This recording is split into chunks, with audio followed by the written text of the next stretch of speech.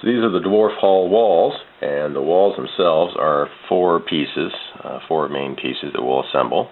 The centerpiece, the two outer pieces, and the base. Now the first thing you want to do is glue the base to the centerpiece. So this is the centerpiece, this is the base, and there's a notch system that just kind of slips in there like that. Now you want to glue that at a 90-degree angle to the wall.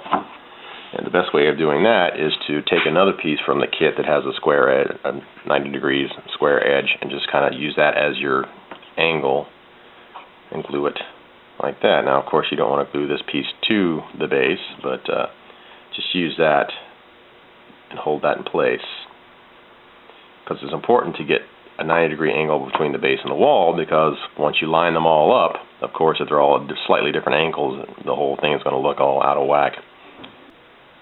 Alright, once you get the base on and it gets set, you want to put the outer walls on. It's really very simple. Pretty much this piece goes over like that. Line up the interior edges of the archway. Turn it around. Glue the other piece like that. And there you have the wall section.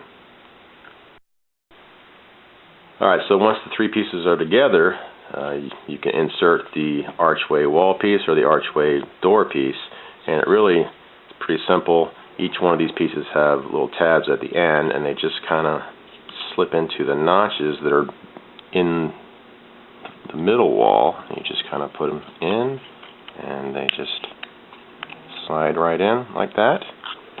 Same thing with the wall, little notches, and they just pop them in like that, and they can slide in and out.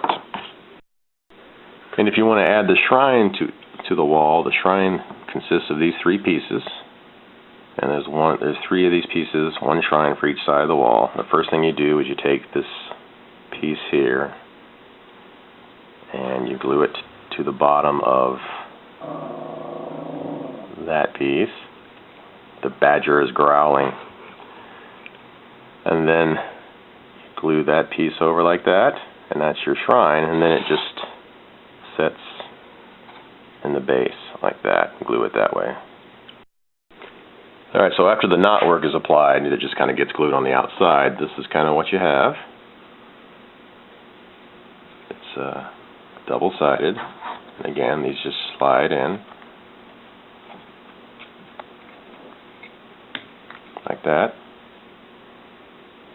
Slide back out again, and there you have it, the dwarf hall wall.